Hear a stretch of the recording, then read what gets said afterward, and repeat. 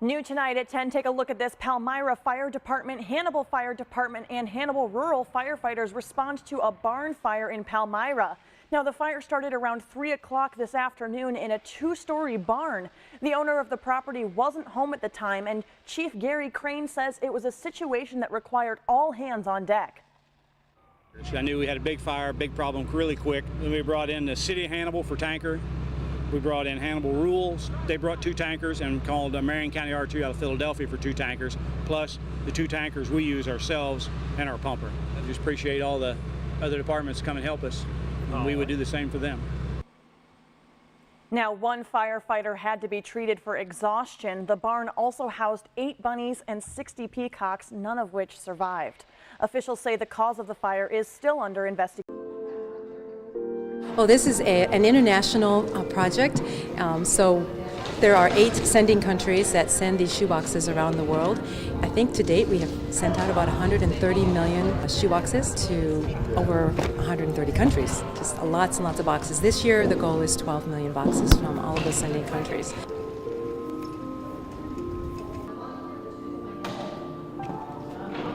By 70, 73, yay! They have labels on them and that they have a rubber band around them, and then we pack them into cartons. That's it. Which we have rows and rows of cartons. We probably have 125 cartons or so of shoe boxes. They're filled with shoe boxes right now.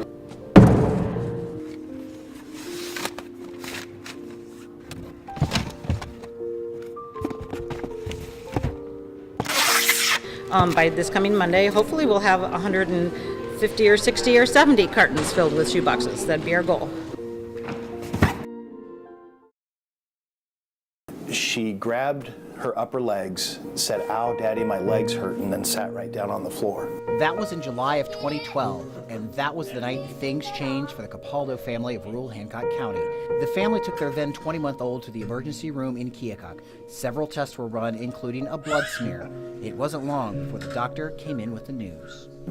Look, I really hope I'm wrong, but I don't think I am. I think I saw leukemia cells in her blood smear.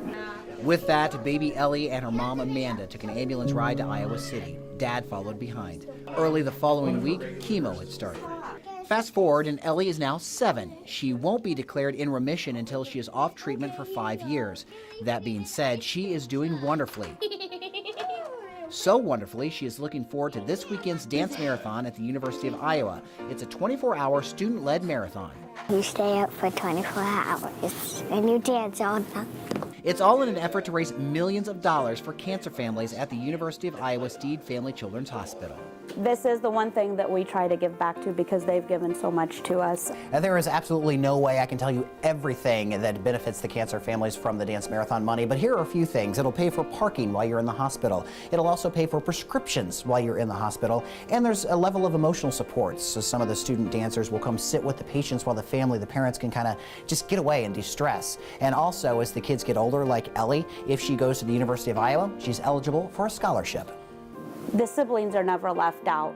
If Ellie gets invited to something that is dance marathon related, the siblings are invited too. This is the family's 6th year taking part in the dance marathon. Definitely an emotional time.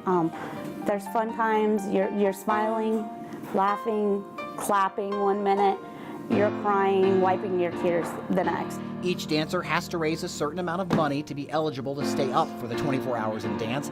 Families also raise money. In Hancock County, Illinois, Chad Douglas, KHQA News. When they call for the crash cart.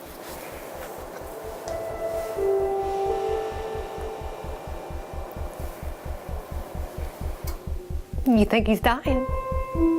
Doctors did not have to use the crash cart, but Logan still thought he was dying just before Christmas 2017. And me and my buddy were headed to Quincy and to buy Christmas.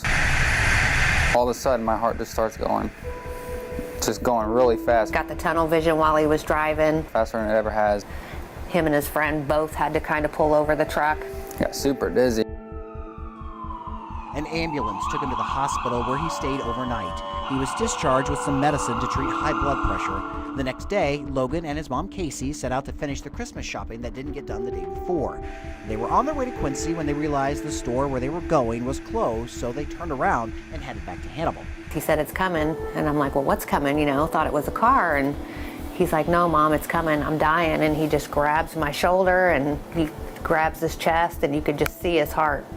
And all the way up his neck was just beaten. And he's like, I can't see. They went to the emergency room. Doctors were able to keep Logan in check with medicine before he was taken to Barnes Hospital in St. Louis the day after Christmas.